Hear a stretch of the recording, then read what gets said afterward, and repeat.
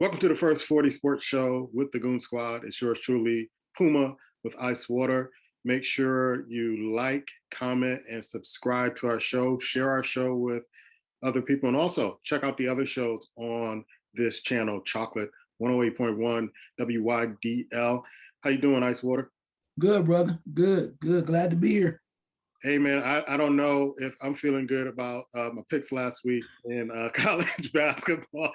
It's always the week after you feel like you've been beaten up, put in a bag and beaten up.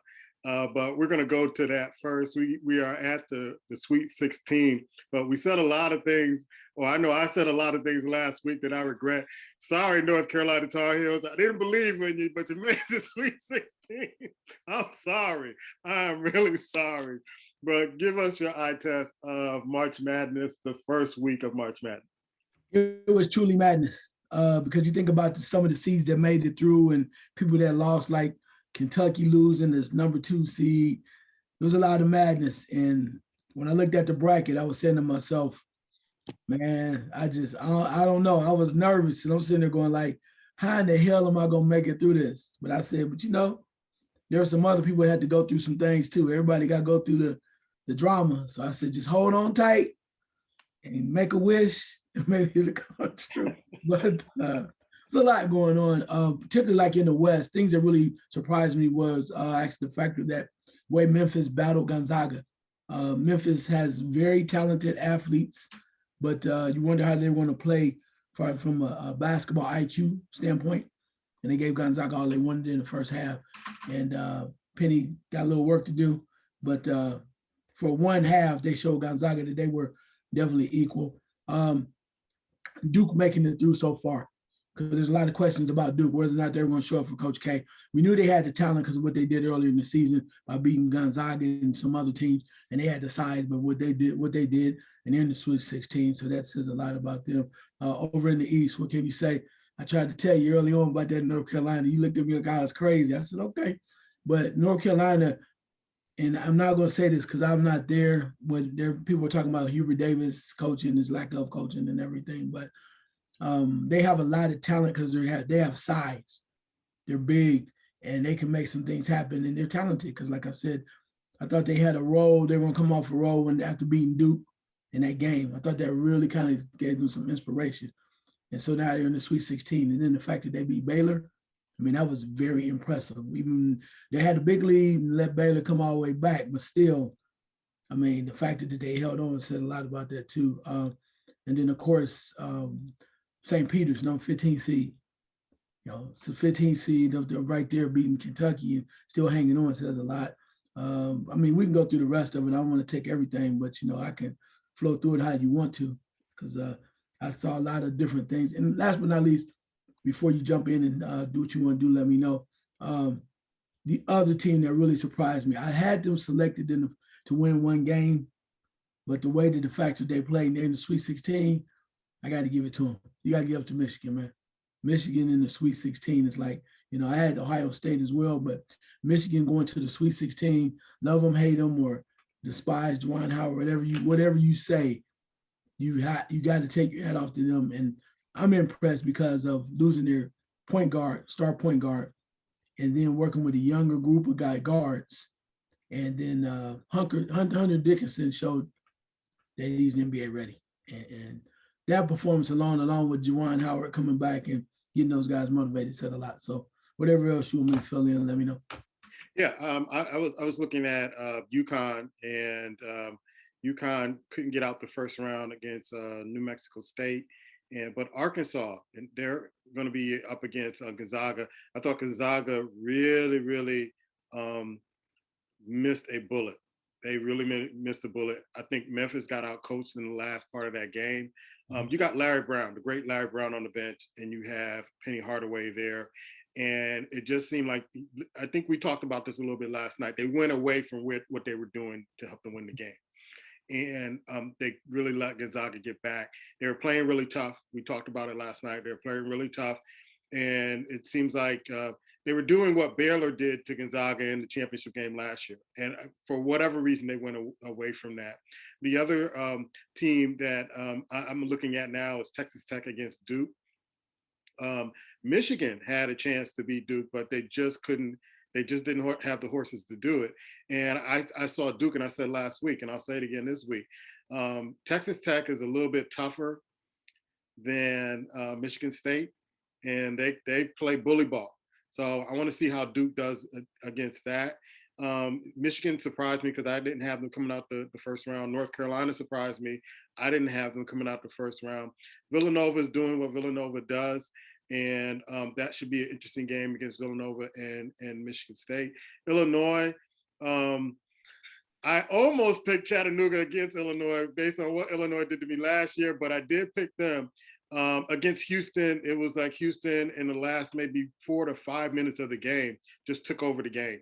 And like I said last week, the guards of Illinois, there is nobody to go to once you get Kofi locked up with double teams and all that other stuff. Seton Hall really kind of surprised me because I thought they may beat TCU, but TCU gave Arizona all they can handle. And we're going to talk a little bit about Arizona and a side story about Arizona a little later. But what I said last week about Arizona, I've seen them do this before during the season. They get in points where they have adversity, and they fight their way through. And that's why I'm picking them. I know you picked Gonzaga, Pop picked Gonzaga, Black Thor went for Kansas, and I went with Arizona. And so I call him Big Ben back there, Ben Martherin. He's been the Pac-12 Player of the Year, and I've been watching him all year. And those big guys from Arizona, they can get on the boards, which really surprised me how TCU was able to get on the boards as much as possible in that game, because they played a damn near perfect game to take out Arizona, and they just couldn't do it. And the Pac-12 Player of the Year came through, and that dunk to seal the game from their center. That was something that, once I saw that dunk, I even jumped up in my seat at home, like, yeah, I'm still in the game. But any other thoughts of March Madness before we get into this week's games? Yeah, a lot has happened. The factor that you have a 10 and 11 that actually advanced in the Midwest. The 11 seed Miami, it's like, wow, really? And number 10 seed Iowa State says a lot about that. I mean, they just kind of grinded out of some victories and winning, and that was impressive. Auburn losing. I wasn't surprised because I kind of know that's the way it goes with the coach, but they had received so many accolades and so much praise earlier in the year, and they were just ended up being the regular old Auburn, and Providence making it this far. I was surprised. Yeah. I was surprised about Providence by that way. And last but not least, Houston losing 2 major players early on, and then kind of fighting their way through says a lot about them. And yeah, it's going to be interesting. It's a lot of drama. You have to hold on real tight because you're like, oh no, oh no, a lot of oh no's. So that perfect bracket madness went out the door, I'm sure, very quickly. I think on the second day of the the tournament with St. Peter's beating Kentucky, which you got some. St. Peter's is out of New Jersey, and I love the coach, and they're trying to get some of the, I guess another team is trying to get the coach as soon as we finish up with St. Peter's, but they're not done yet. They're a tough, gritty team and have some real grown men on that team who have some experience. And I think you saw that in the tournament too, with teams who have more experience than the younger teams, a la Kentucky and St. Peter's, went out there and just played grown man ball and was able to take a victory. I was kind of surprised that Creighton didn't get past Kansas because Kansas was on the road to Creighton, and you kind of see like coaching matters in these tournaments and in these games, because what happens is that down the stretch when it's like 4 to 5 minutes left in the game, coaching strategy really matters and how you get your players coached up. I remember Pop just texting me saying these guys are forgetting how to play ball, and I'm like, well, they're probably nervous, or they're inexperienced. They've never been in this type of game before. But I'm not surprised with Miami. I thought Miami should have been ranked a little higher than 10. And Iowa State should have been ranked higher than 11. So you ranking them really low really kind of gives kind of fool's goals to the other team that they're thinking they're getting a low-seeded team and they can beat them. And you saw what they did. Miami did the USC. and you saw what Iowa State did to Wisconsin in the tournament. But let's go to this week's games. There are some great games coming up. You mentioned Iowa and Miami. You also mentioned Kansas and Providence. I think that is going to be a barn burner. I'm looking for Villanova to beat Michigan, even though Michigan had a good 2-game run.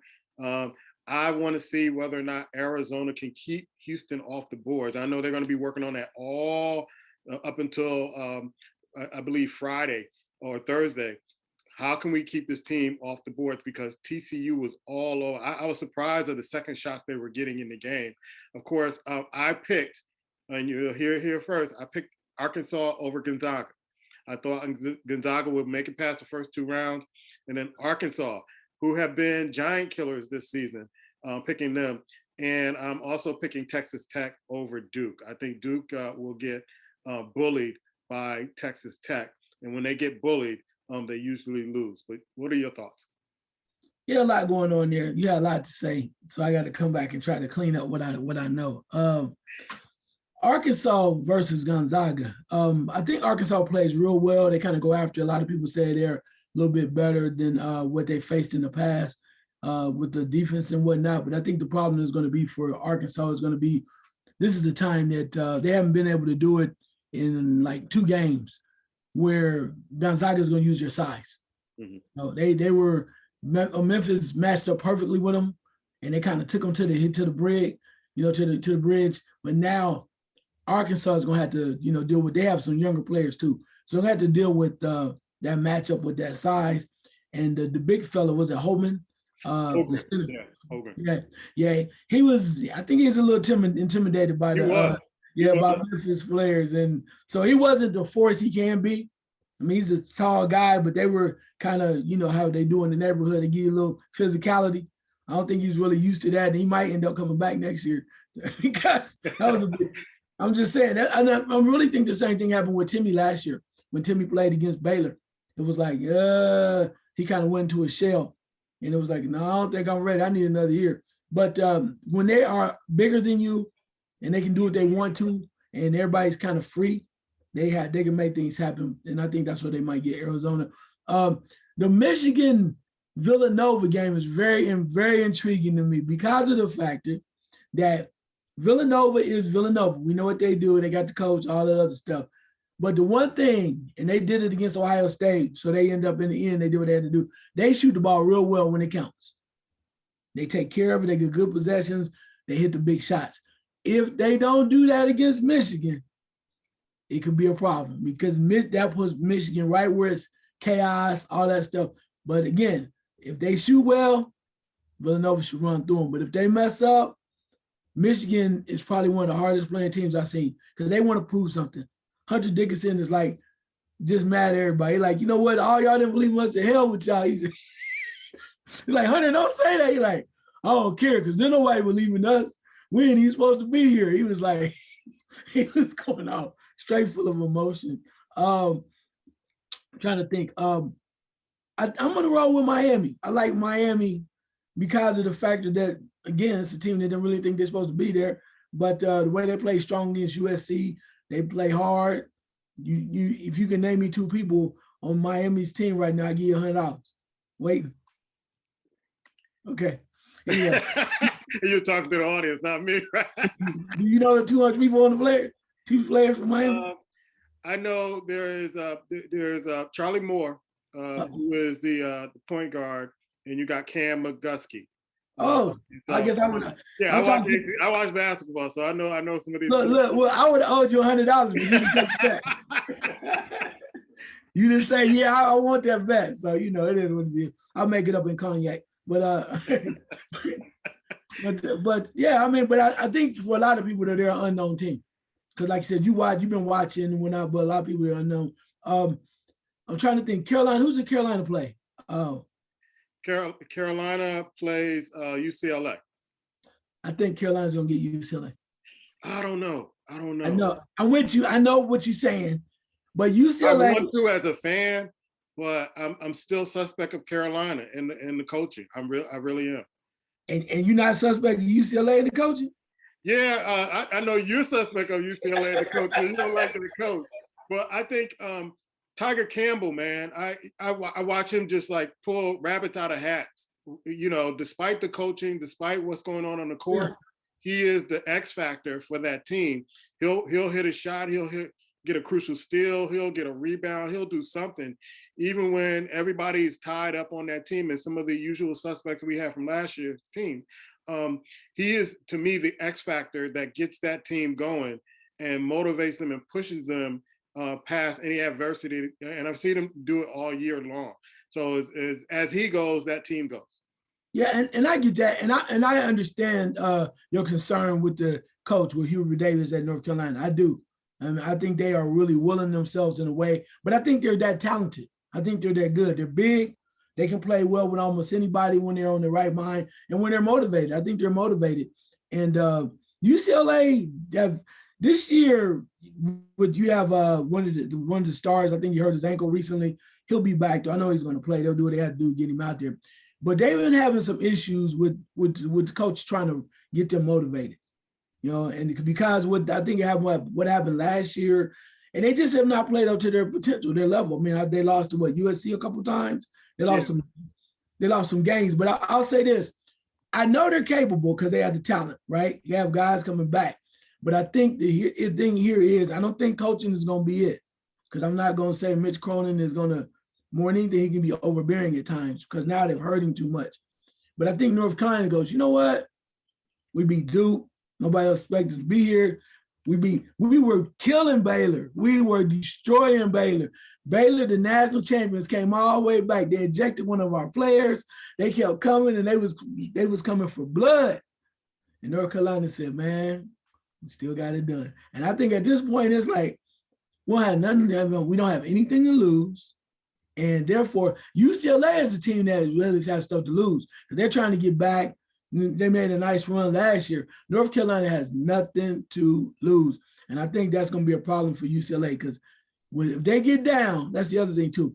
If North Carolina gets a lead, I'm telling you this, like they did against Baylor, if they get a lead, I can see Mick Cronin calling all kind of timeouts, getting in people's faces and just going nuts.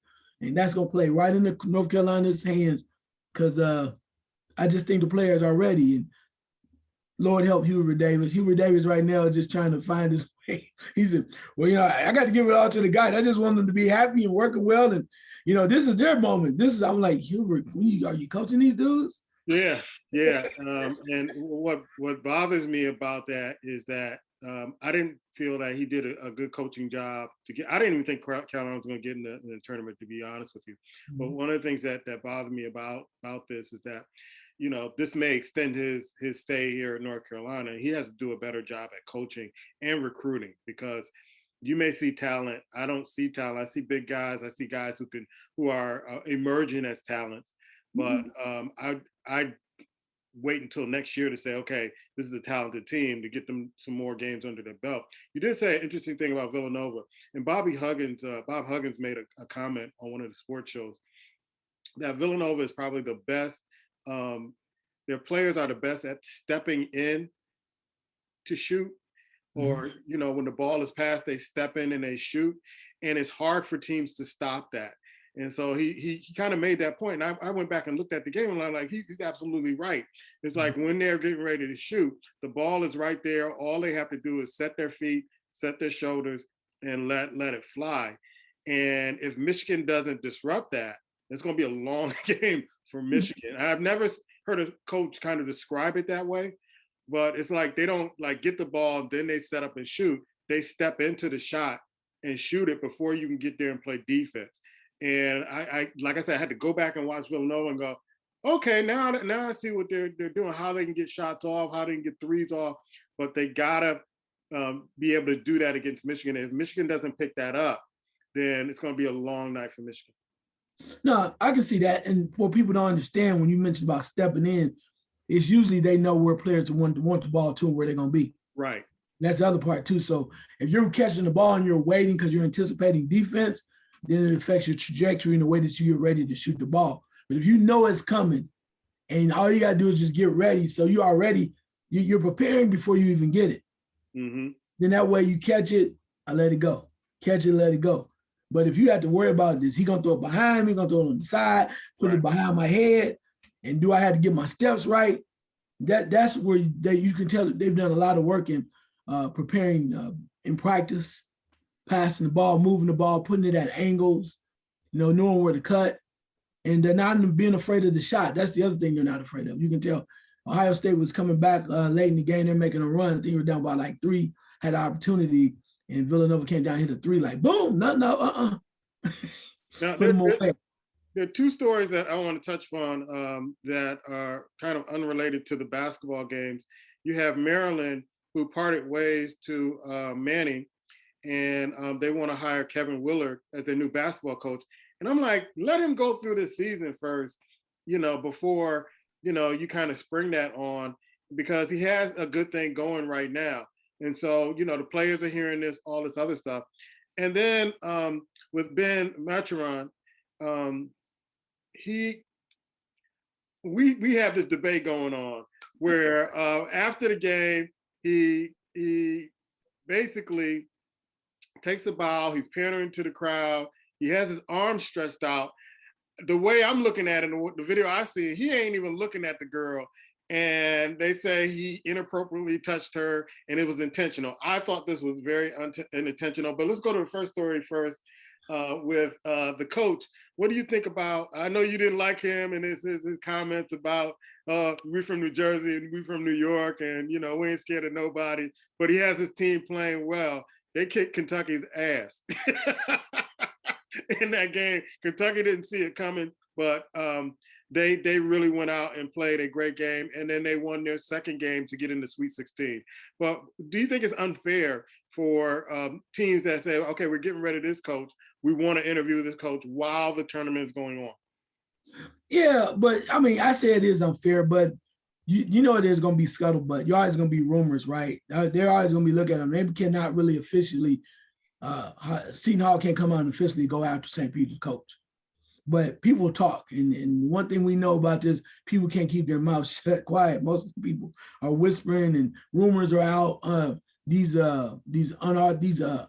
unauthorized, or these people that are that want to become, do not want to be recognized as sources, right? Anonymous sources. They're always running and talking because they want to keep the scuttlebutt up. But no, I agree with you. But I mean, come on, let's be serious. The writing is on the wall. Kevin Willard goes to Maryland. Seton Hall, one of their favorite sons, is coaching St. Peter's. And he got all the grown men that he can gather from New York and New Jersey. And who wouldn't want that attitude coming back to Seton Hall? Because it's one of their own. And now you send them back to a program that has a name, a little larger name, has a little bit bigger budget, has the facilities. And now you can get even better players. And it would be a nice little feel-good story. The question is, can he go out and recruit and make them play the same way? Because now you're going to be a little spoiled because you're on that top level with Seton Hall. So, but to your point, I think there's a lot of teams out there that have made moves that are, in prior years, would be considered questionable. But I think you're seeing a lot of schools are going, we're going for the guy that we think can coach. Doesn't matter what level it is. Seeing a lot of guys from mid-majors get picked up, like Louisville picking up Kenny Payne, who was an assistant. Florida now picking up San Francisco's coach, Todd Golden. San Francisco had made the tournament for a long time, picked him up. Xavier rehiring Sean Miller. Yeah, that was interesting. LSU is going to hire the Murray State coach. South Carolina is hiring the Chattanooga coach.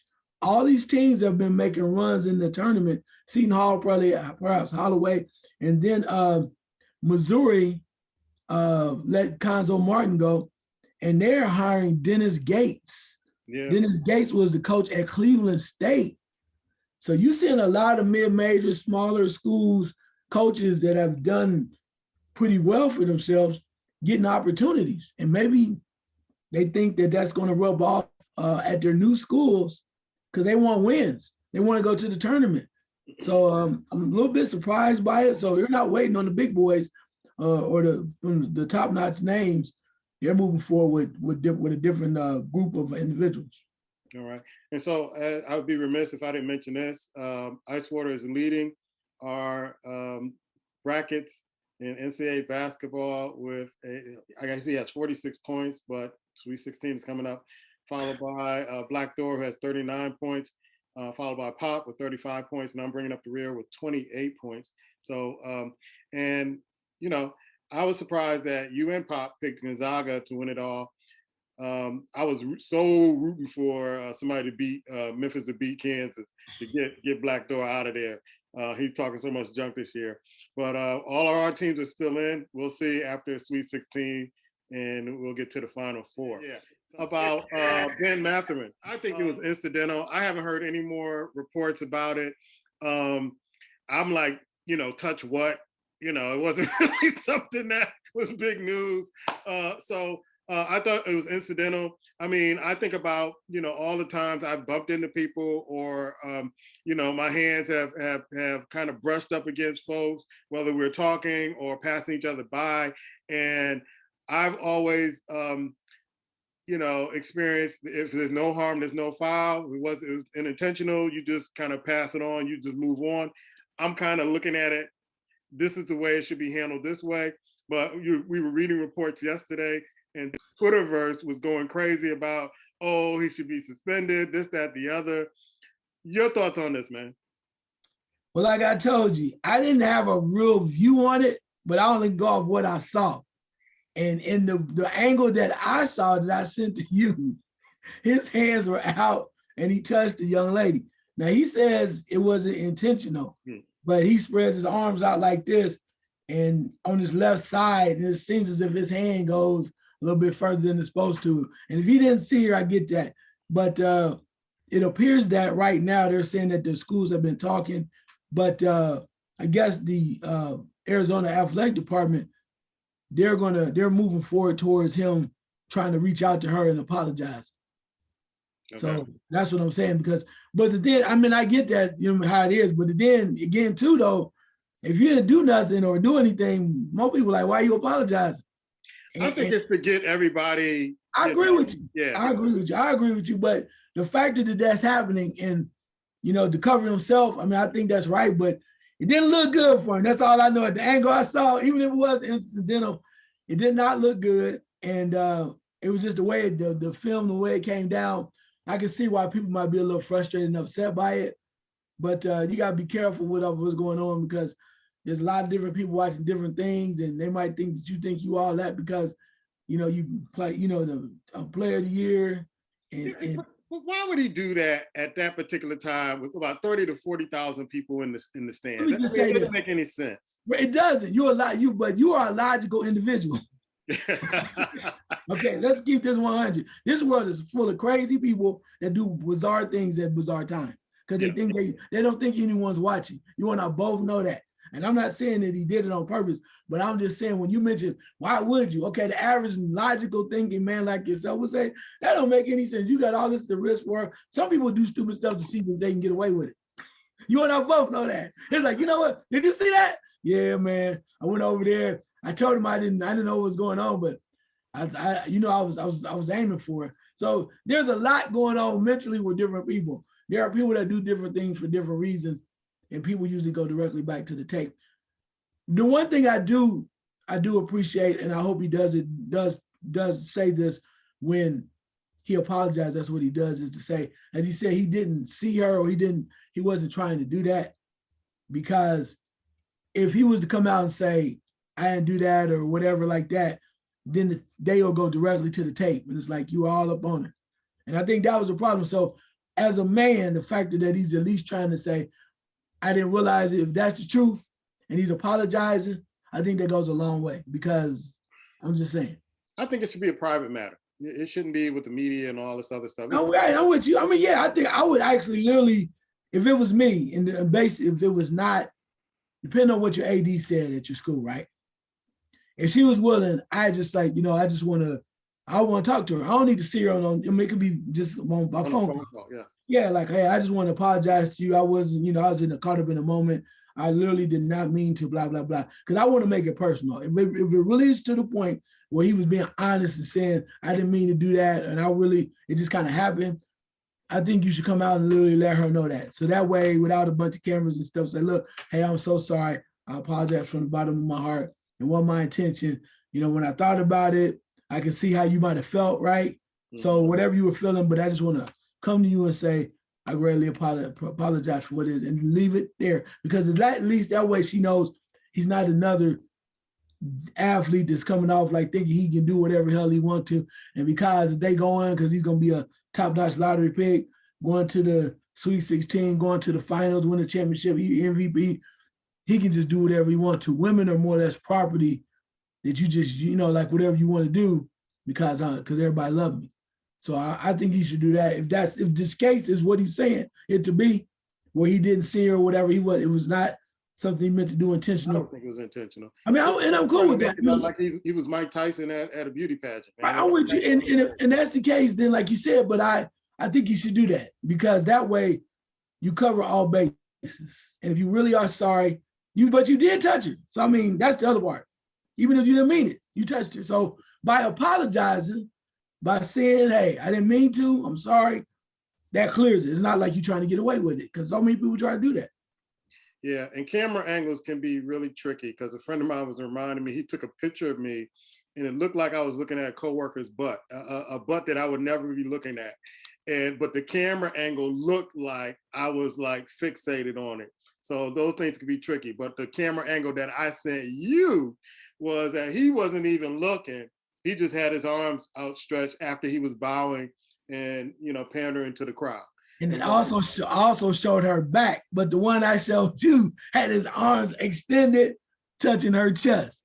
So again, depending on the angle all I'm saying is, if he, like you said, he didn't mean to do it, apologize because you did touch it.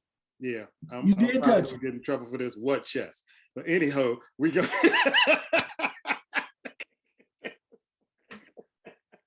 It don't matter the size, it's hers. Yeah, size matters. All right. Let's go to the NFL. And there have been some transactions happening, man. Tyreek Hill traded. Russell Wilson traded. Devontae Adams traded. Deshaun Watson traded. Tom Brady unretires. Aaron Rodgers returned back to the Green Bay Packers. Von Miller gets $120 million from Buffalo. Carson Wentz gets traded to the Commanders. Amari Cooper gets traded. Khalil Mack gets traded. Matt Ryan just got traded. You have Baker Mayfield. I don't think anybody wants him at this particular point, but they're waiting for the price to come down. And Julio Jones gets cut. And so my thing is that I was telling somebody earlier today, this is like Madden 22. You all these players I've never seen like transitions and trades like this before. But Tariq Evans going to the Dolphins, you got Russ going to the Broncos, Deshaun going to the Browns. No one ever thought about that when he was playing with the Texans. You have Matt going to the Chargers, Amari Cooper going to the Browns. They have a pretty decent receiving core. You have Von Miller going to the Bills, Matt Ryan going to the Colts, which may save his career.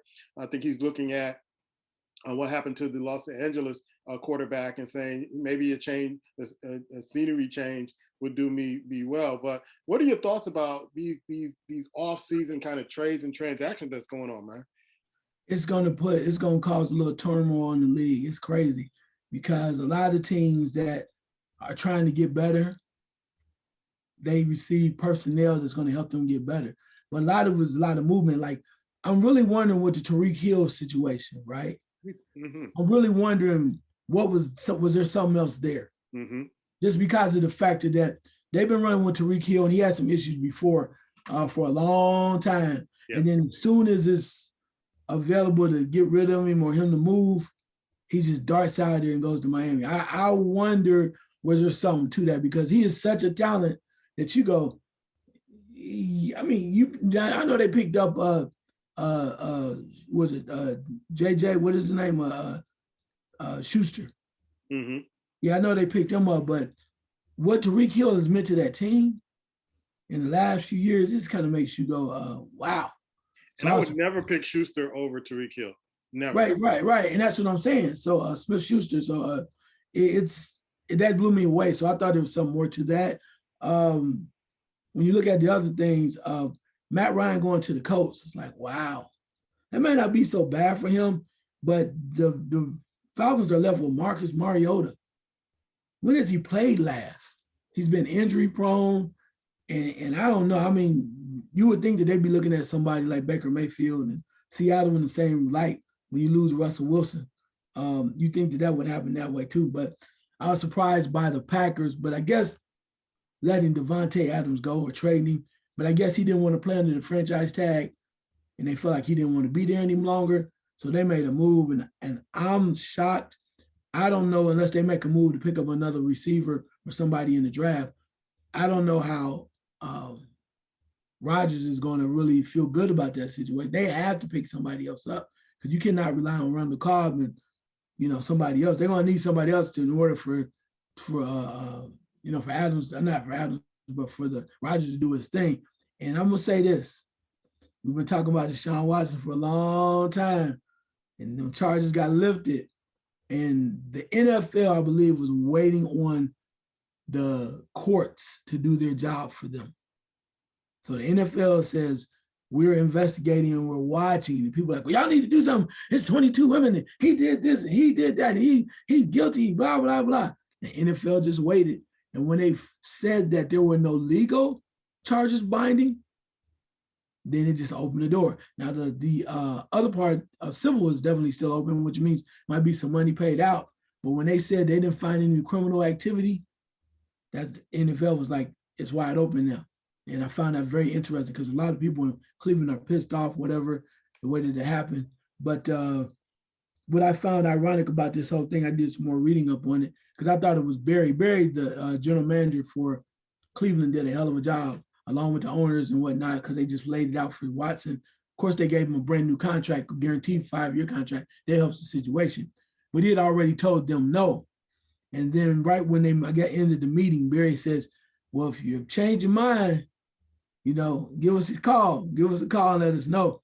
And apparently what happened was the factor is Deshaun Watson was thinking about what was important to him because he really wanted to go home. He said to go to Atlanta, go back home to Georgia.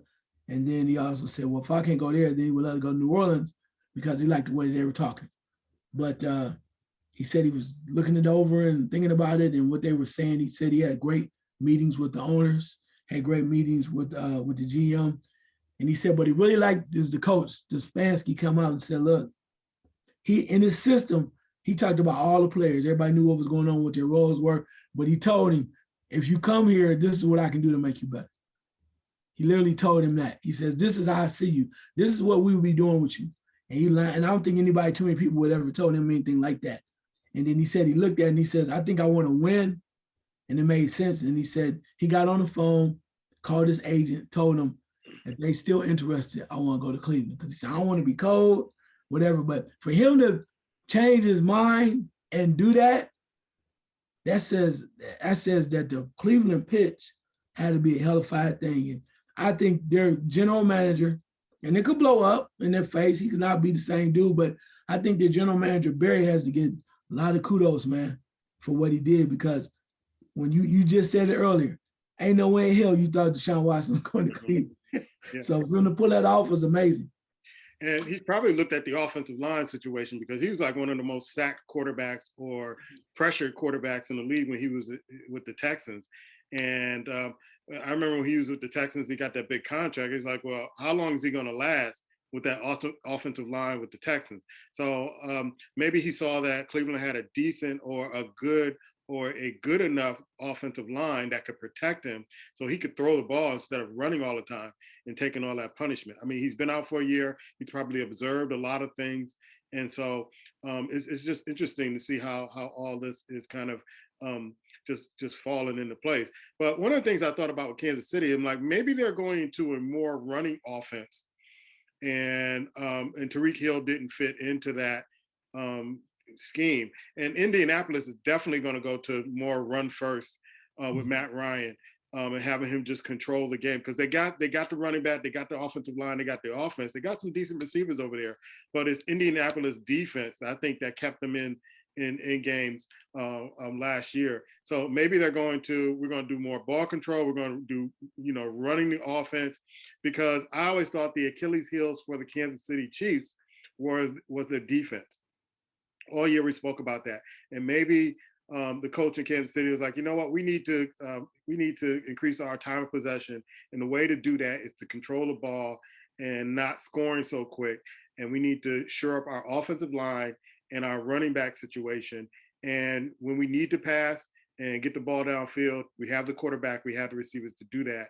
But I kind of thought that because it didn't make sense to get rid of Tyreek Hill unless he was going to be requiring more money from Kansas City, or they're trying to change their scheme and they weren't willing to invest that much money. Because I thought the same thing you thought, like something must be going on that we don't know, we're not privy to get rid of Tyreek Hill. Because to me, Tyreek Hill now going down to Miami, now we're going to see how Tua is going to, if he gets better. Because to me, Tyreek Hill is unguardable coming out as a receiver. He could get open anytime he wants. He's so fast.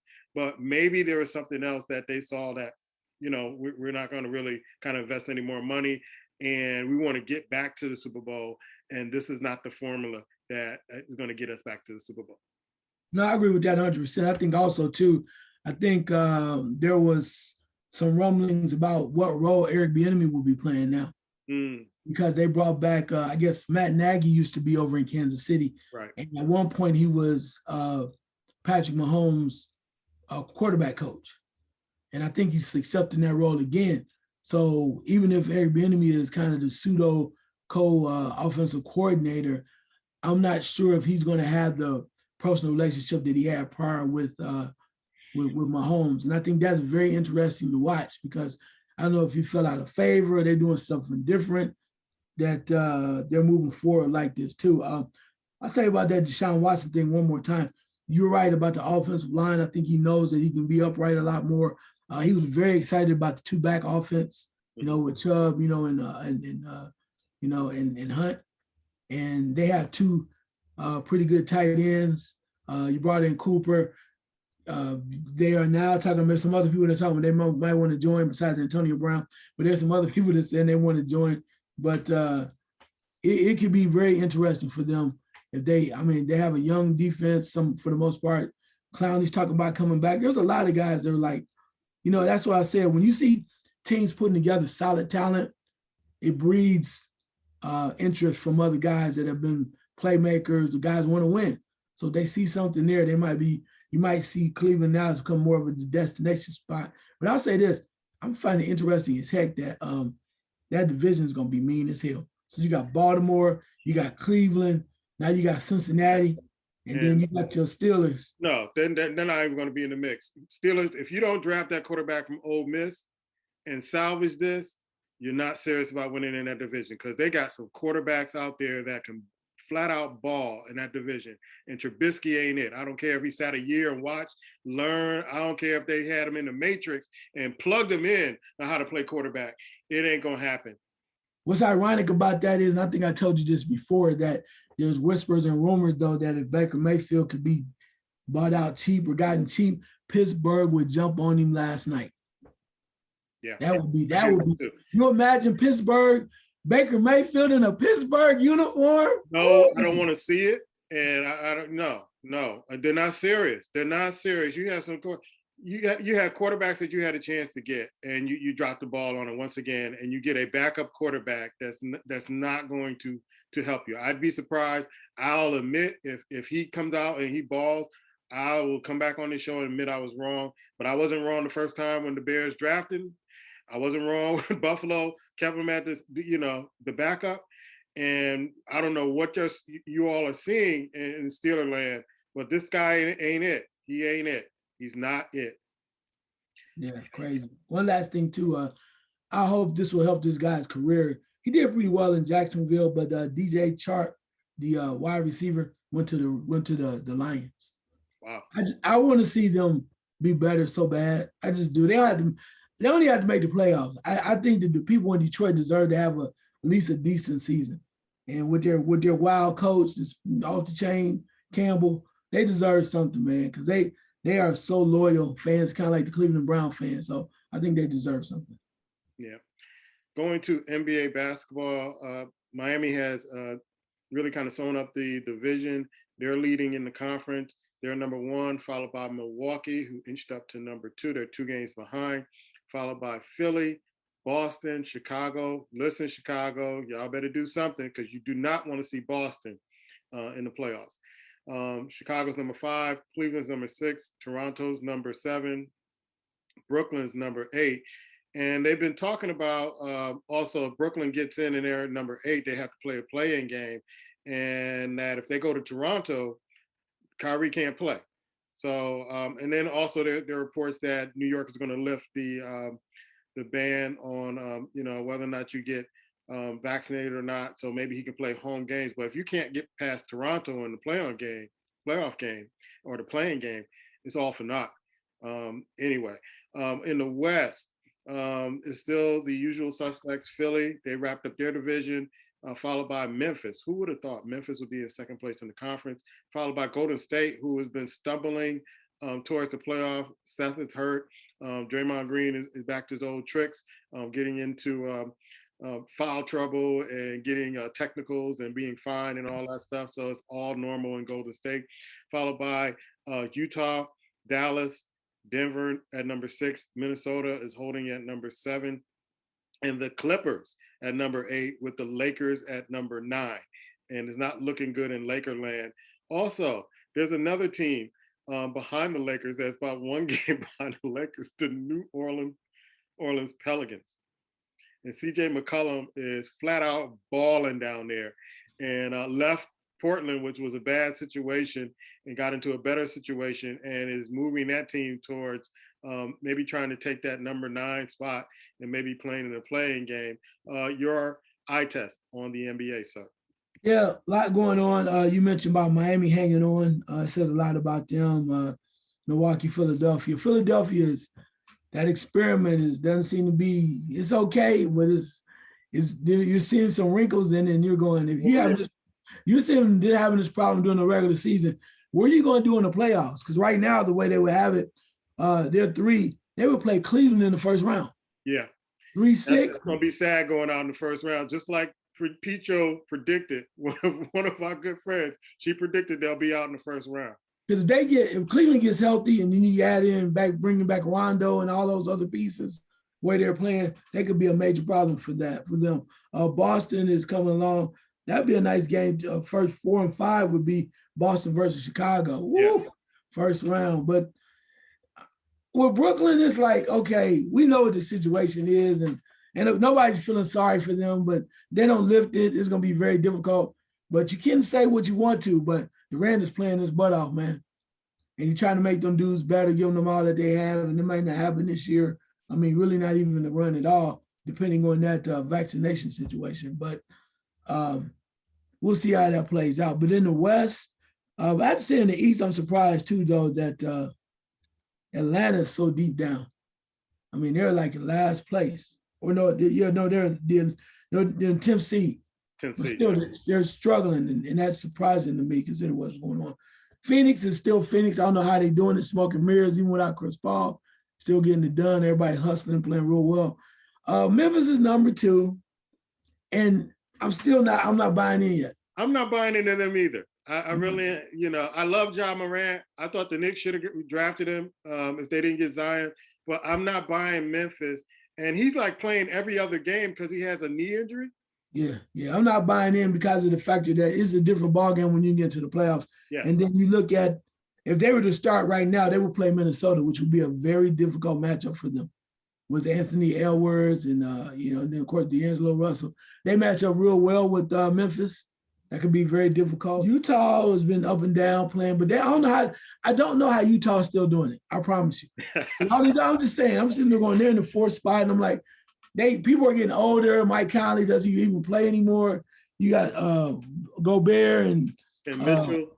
And Mitchell still having issues, but they're in the 4th seed. I'm like, I don't understand that. Golden State, I think I was initially thought they were going to make a run. But I think they don't know if Wiseman's coming back. Wiseman may be out the whole year. and they need to be healthy. I'm not sure how far they can go. I mean, that would be fun to watch, but they might have to wait till next year to see what happens there.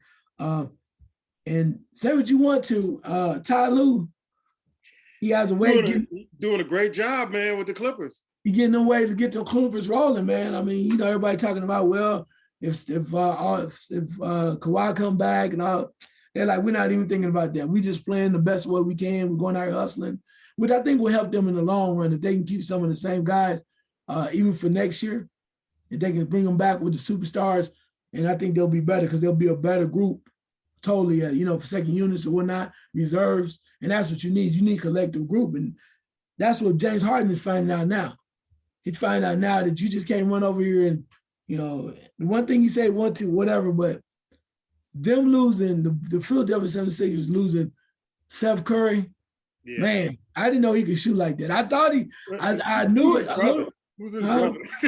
I mean, but still, that's your brother, okay? He's all world, but watching Seth Curry when he first got to Brooklyn, I was like, whoa. And they doing this, they doing that, and he's perfect for that situation. And they woke up the Giant and Drummond. Drummond looked like he just came out of college. I was like, man, where's that Drummond been? And it's like he's energized. So if Brooklyn doesn't do it this year, which I don't think they will, next year, and they keep hold on to a few people, and that vaccine stuff is lifted, you don't really want to see them. Because think about that. Patty Mills, oh my God, Seth Curry. You got a lot of players over there, man, that's ready to go. But I got to watch a game last night, and the Joker played, Djokovic, he was playing, but who's backing him up is Boogie Cousins. Boogie looked pretty good last night. Y'all ain't got no love for Boogie. I've been trying to tell you. Boogie, I mean, playing behind Djokovic and no pressure to start. Boogie looked really good. Like, he looked better than I've seen him in a long time. And you can see him and Djokovic just talking back and forth on the bench and all that stuff. Here, watch out for this, do this. And I'm like, this may be a good fit for Boogie. Look, man, when Boogie is healthy, let's keep this 100. When Boogie is healthy and happy, and he's older still, he can still go. He was going last night. I was impressed. I was really impressed with Boogie last night. He still could go, and he reminds me of, he may not have the same temperament because this guy wasn't as mad as Boogie, but Derek Coleman when he got older. Yes. But Derek Coleman decided, I'm going to sit out here in this paint. I want to take advantage of my situation. I'm going to abuse my opponent, whoever checking me. Not too many people can hang with. Same way with the Rasheed Wallaces of the world. When them guys decide that motor get going and they start playing, you want them on your team. And I think Boogie Cousins, I'm happy for him because Boogie Cousins is a misunderstood individual. He's not as bad as whatever people think. Boogie Cousins his background, comes from a very tough background upbringing. Mm-hmm. And the reason why he plays and gets very frustrated and angry at people and mad at situations is because he's fighting through, man. Boogie Cousins been fighting a long time. So in order for him to stay on that level and compete on that level, Boogie Cousins got to be mad. And I'm just saying, that's how he plays. He plays angry. He does. And it's not like he's a bad dude, but you're like, he was too aggressive. What? That's what Denver needs. They just gave their coach, Malone, a huge contract extension. So you need hungry dogs, DAWG, guys that are the veterans and coming in and playing strong to get you where you need to be. So, yeah, I mean, hats off to kudos to Boogie getting it in, bro, because I like him. I like his attitude. Sometimes he got a bad rap and he was in a bad situation. You could talk about him when he was down in New Orleans. Everybody talking about what he's trying to be a gun. But if your coach let you shoot 3-pointers, whose fault is that? Yours? That's not your fault. If he let you and Anthony Davis alternate 3-pointers and basically eliminate the guards, what you want him to do? I don't want the ball? Yeah. You get a bad rap, man. He does. He does. And like I said, him and Djokovic, it's like, man, this is a good 1-2 punch at the center. When Djokovic give him some blows, give him a 5-minute, 10-minute spell where Boogie just go there and go to work. And, there's not much lost because Boogie can pass, Boogie can shoot. Boogie, probably doesn't have the, I call old man game like Djokovic, but he got game enough to keep a lead or to build a lead with the team that's out there. And Gordon You know, a lot of people forgot about Gordon too on that Denver team. He's balling too. And I got to watch that game last night. I'm like, these guys are pretty good. They could be dangerous. And I think Golden State might get them if they stay in that number 3 slot. That might be an easy out for Golden State, not being able to handle Boogie and Djokovic and Gordon and all those guys at Denver. Yeah. Let's go to the Major League Baseball report. They agree on some rules. And Carlos Carrera was leaving Houston. And I'm like, poor Dusty, he's losing. I mean, he just got in there. Now he's losing some of the players that could get him back to a World Series. Of course, Correa goes to the Twins. He did not want to play for the Yankees. I don't think the Yankees liked him. He don't like them either. So he agreed to 3 years, $105 million.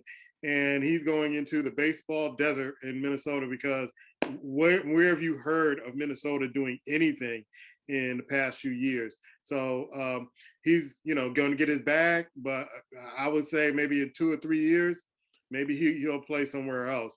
But what are some of the other things, which also Xbox with Major League Baseball 22 is happening in baseball too. So your eye test on Major League Baseball. Well, there's a lot going on. They're back, they're making rule changes. And as I mentioned to you guys earlier, that baseball wasn't gonna be out long. People like their money too much, man. No one is playing around. Nobody wants to be sitting around looking, talking about, I wish I could go to work. And the fans are like, we're not gonna sit here and allow you to do this to us. If you don't come back in a timely fashion, we will leave. We'll do something else. We'll go watch some other things. So it was for the betterment of everyone for baseball to get it signed and get it done. In regards to the free agency and the moves around, certain teams keep making the same mistakes. It's called insanity. You keep doing the same thing, expect a different result. I'm going to throw the Cincinnati Reds out there when they had another fire sale, sending folks all kind of everywhere. Their best pitcher, sending younger players all the way around. And then you expect something to get better because you don't want to spend money because you're a small market team. And then you grab these players from the draft, you mold them, let them do great for about 3 years, then you let them walk away or ship them off. I mean, you're not gonna win baseball games like that. Take it from the Yankees.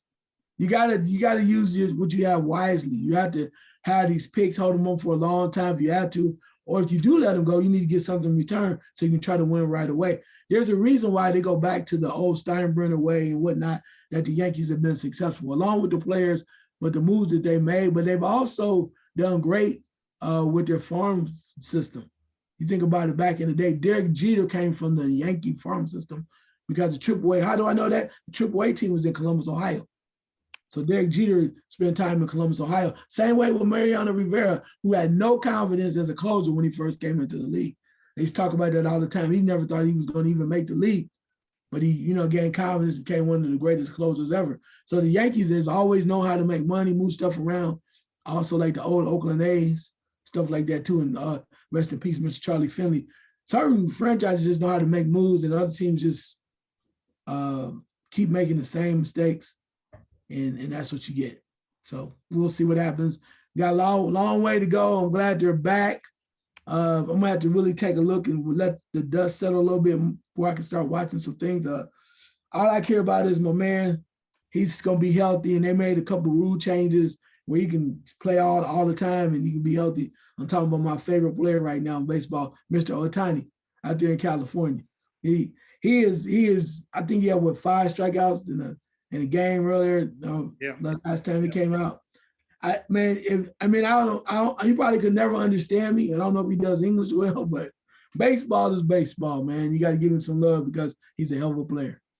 Yeah, it's going to be really interesting when the season starts, and how the fans kind of react to them being away and then coming back, things of that sort. Maybe the fans will, say bygones and bygones, and just accept them and keep it rolling throughout the summer. Black Thor made a great point real quick.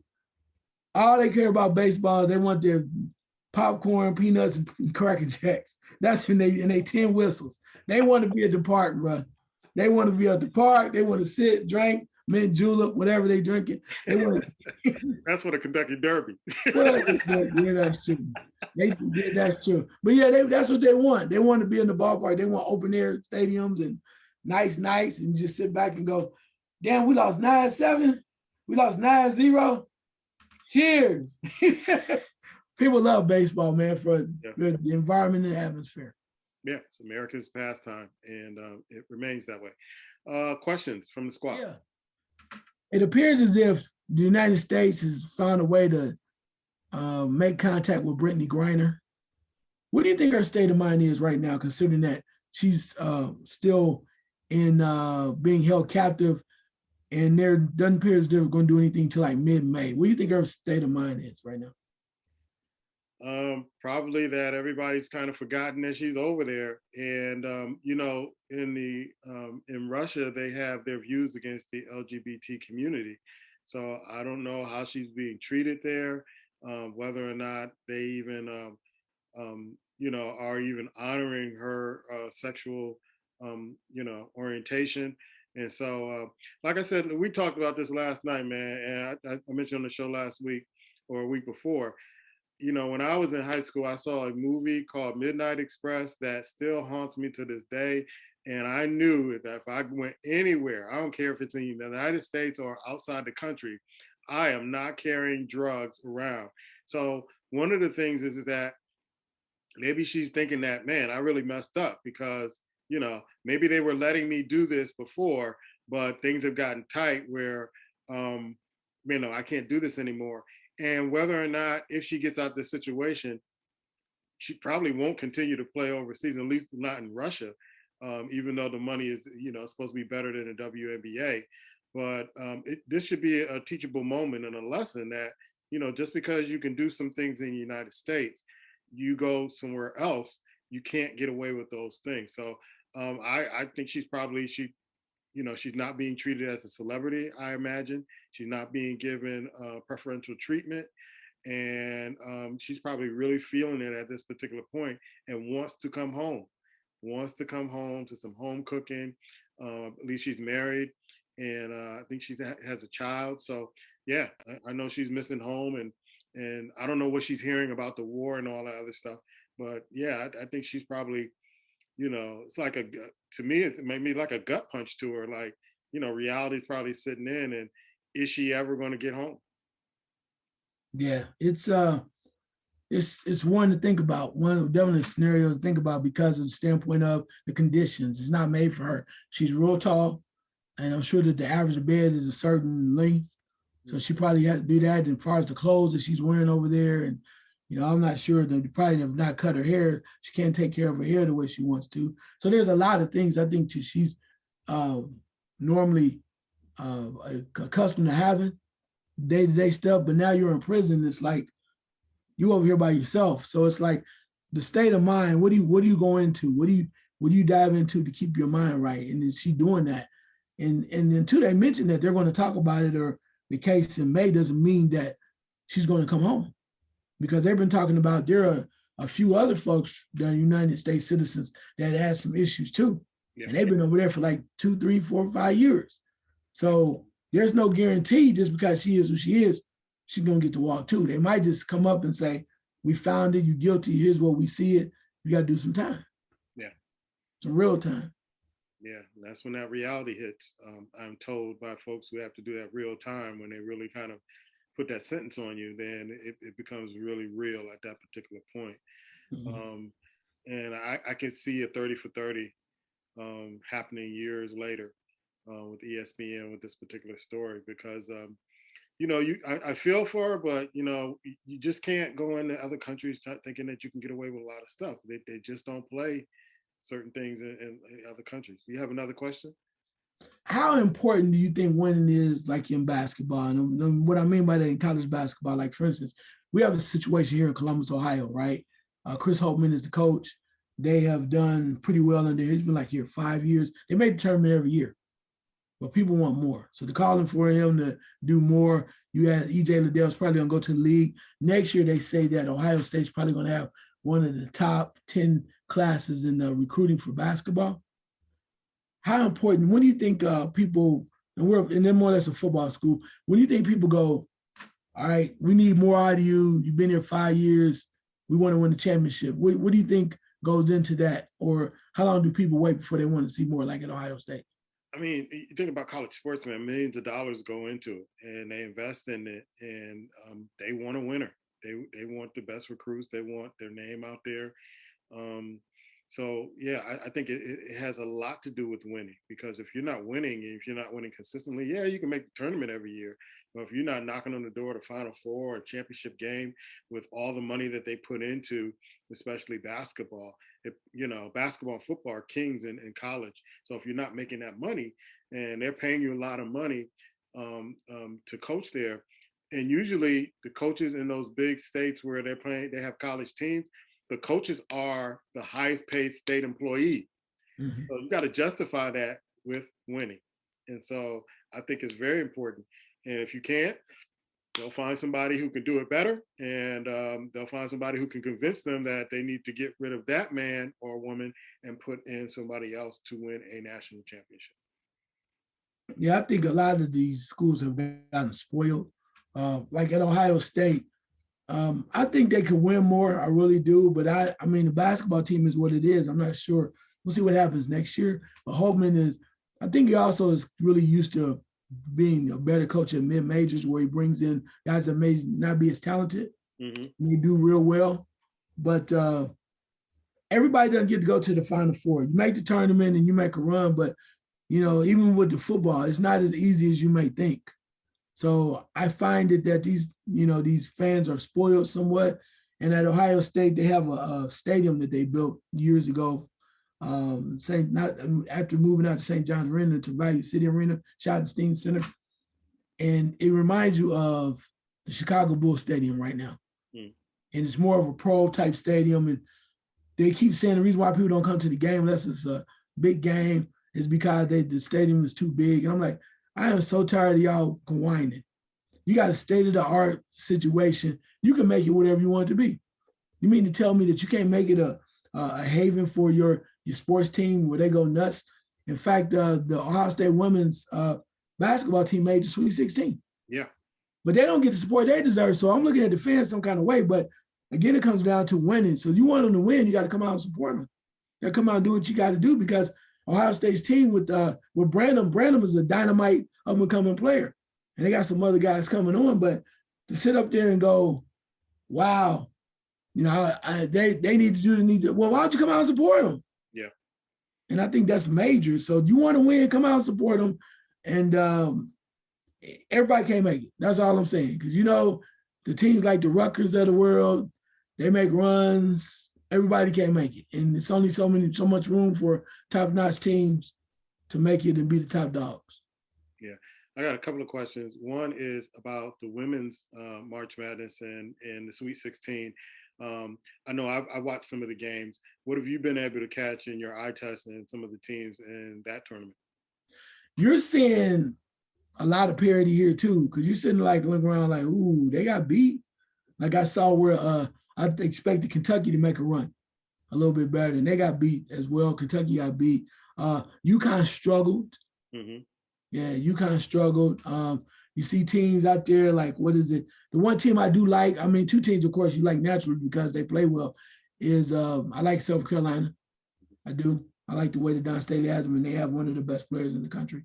But Stanford is the real deal. But you got teams like Baylor that lost and Tennessee lost. I mean, they were down a player too. But I think there's a lot of underdogs that are coming up. Like, was it North Carolina State? Mm-hmm. Indiana was up there too. Michigan has a hell of a player over there as well too. So a lot of the names that you're seeing rising up are not household names that we've been in the past, like been known by the past. UConn bringing back Paige and expecting her they're gonna ride her coattails. These new teams are like, we come to play. We are not, you're gonna earn this. Yeah, if it's South Carolina, if it's Stanford, yeah, it's because they're ready and they play that kind of way. But these other teams are like, Texas of the world, we bringing it. So you got to earn this. It's not going to be given to you. Yeah, I thought Belmont had a chance to make it farther, and they just dropped the ball at the end. And I was so disappointed. They couldn't get the ball in bounds, and I was like, the coaching, you said it earlier, the coaching is so critical at this stage of the season that, you know, if you have players who are not really kind of prepared, or they're getting nervous, you got to figure that out quick, fast, in a hurry. And you have to really kind of make some moves that are going to make sure that you are going to be winning or going farther. I know South Carolina and I believe North Carolina play next in Greensboro. You have Iowa State and Creighton. You have Louisville and Texas. You have Michigan and South Dakota, which South Dakota is the number 10 seed. That I think they shocked the world when they beat Ole Miss and they beat Baylor. LSU got dropped, which the former Baylor coach is at LSU now, and she got dropped. You have Stanford against Maryland. You got Ohio State versus Texas. North Carolina State versus Notre Dame, and Indiana versus Connecticut. That should be a good game. You talked about that in that Bridgeport bracket. That should be a good game coming up in the next few days or hours in the women's. But they are balling, and it's kind of hard to me. I keep seeing the commercials about you know, let's pay attention more to the women's game, but they don't do the women any favor. They don't tell you where the games are. They don't kind of spotlight them on the 4 different or 5 different channels they do the men's. So how are we supposed to get into these games if, you know, you're not kind of giving us a heads up on when these games are being played? Because these ladies are playing some good basketball. Before we go our last second shot, we do a segment called The Fight Game, but I want to sneak it in this show and talk about the second question I have. The UFC, the former UFC fighter who, or analyst now, who got into an incident in Las Vegas. And you shared some light with me last night that this guy's a madman anyway. So your thoughts about this particular story? Yeah, Channel Sanan, I think was the name, but he's had some issue with anger issues in the past, or he just seemed like he's just a reckless kind of mean dude. And and that might be because of his outside life, but and he's turned into an analyst / announcer. But apparently he was at the Luxor Hotel in Las Vegas, and I'm not sure if he was doing the show out there. And afterwards, they have all these charges or pending charges, 11 assaults or 11 charges connected with assaults, and it appears as if he was in confrontation where he was either fighting, choking, or whatever, 5 different men. And then they said something to the effect that he might have punched a woman too. So, I mean, there was a lot. There's a video out there with the police with his shirt all halfway out, and the police leading him out, just telling him to calm down and whatnot. But what people don't understand is, I'm not sure what his behavior was, but some of these athletes, drunk people coming up to him and being all wild or demanding things, and some of these guys just not having it, man. They might have had a bad day, or they're drinking too. Yeah. And you never know how that comes out. To be interesting to see what happens. But these guys, some of them are filled with rage, and these guys also were in a business where they hurt people. Yeah. So you think about how that spills over into everyday life. If you keep messing with somebody and you put your hands on them or whatever, I don't know what happened, but I'm just thinking about if it came out the way I think it did, or allegedly did, that if he's defending himself or he's going after some people, you just think about it. They said he hurt 5 to 6 people before the police got to him. 5 to 6 people, man, by himself. I'm surprised this doesn't happen a lot more with athletes and people want to try athletes, or they don't like them. And we do this show all the time, but I try to make it very clear to people I talk to outside the show or on the show that, we have opinions about people. We don't know these people. We don't know these people, and it's nothing personal. We just report sports. We just report and give our opinions. But there is no way I'm going to start challenging folks that are in the fight game or in sports. I'd rather just sit down and talk to them. Now, do I like everybody? No. It's just my opinion, and I'm going to leave it there. And they leave themselves as public figures to give your opinion on things like, sports shows like this and the view of the public. So when you're a public figure, we learn this in school. This comes with the territory. but we don't know these people. If we see them, we meet them. We need to be really careful. You know, we don't know the backgrounds, and some of these fighters are trained to defend themselves when stuff gets tight. So, you know, be careful out there. But it's kind of sad to see this, especially if he's punching women and all that other stuff. But you know, hopefully he gets some help. Hopefully they'll iron all this out.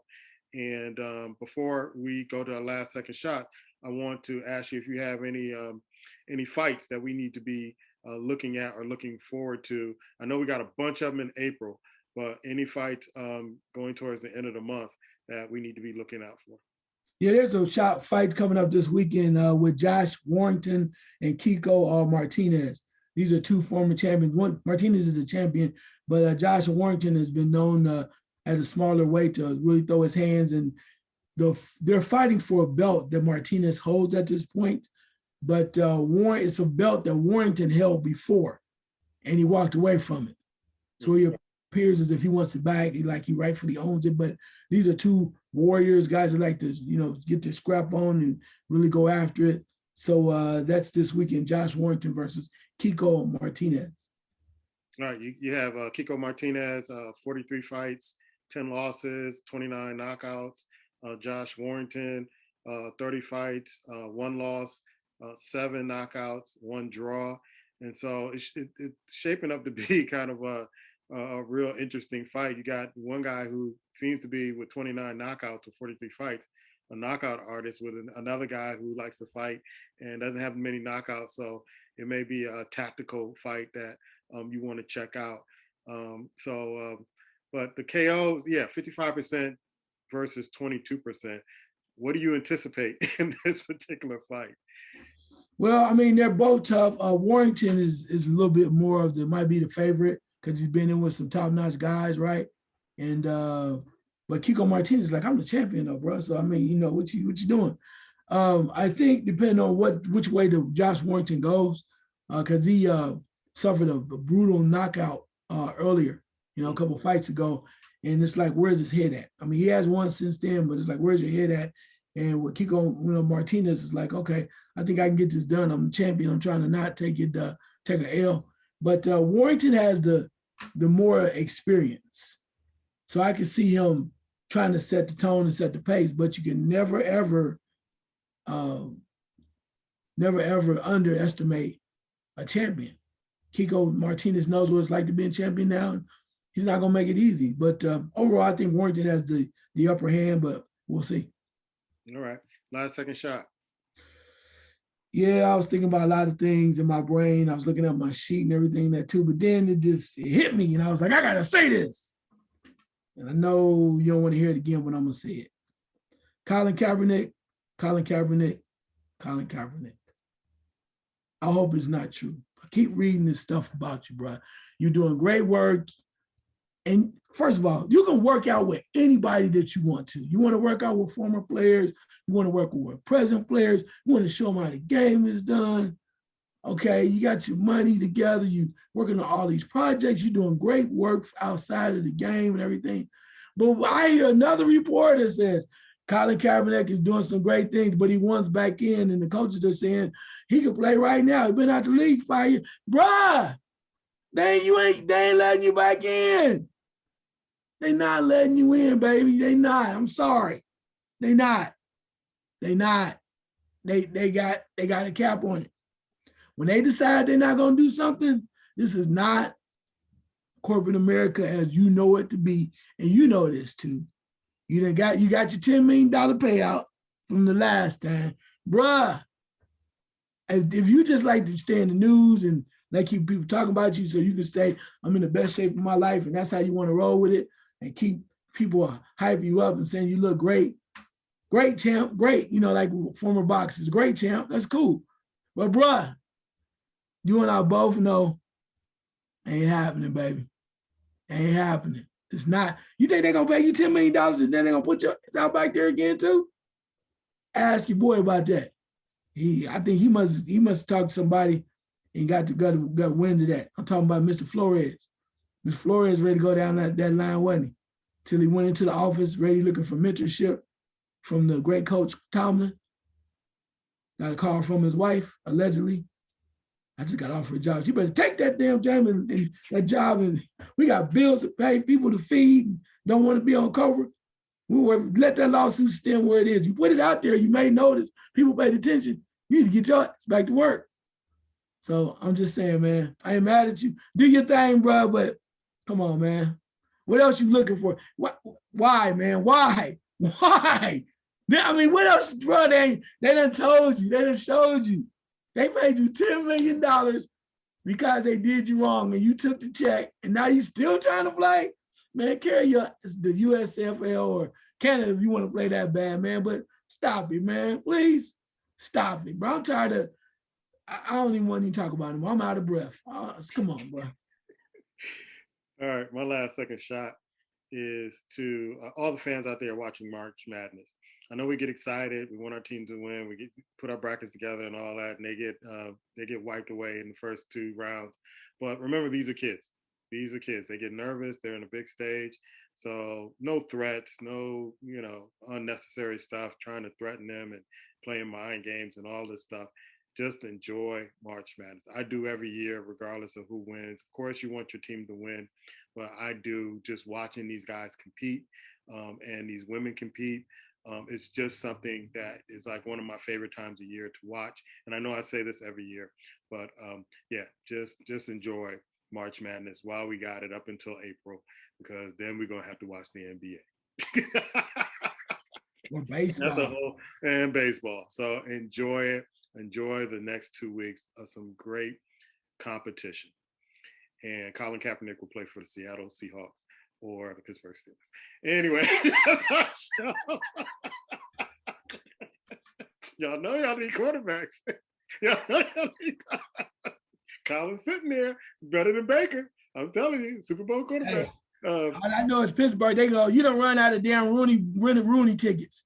Yeah. you hire Brian Flores, you need to hire Colin Kaepernick. That's all I'm saying. Look.